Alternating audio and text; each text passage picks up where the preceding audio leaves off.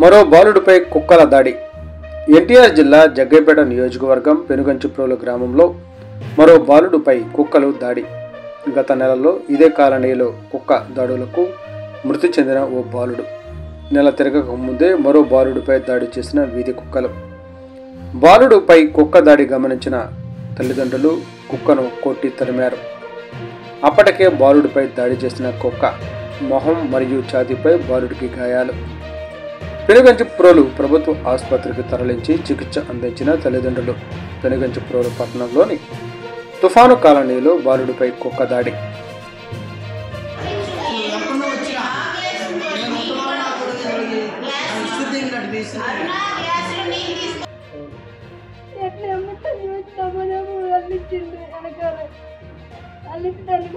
పోయింది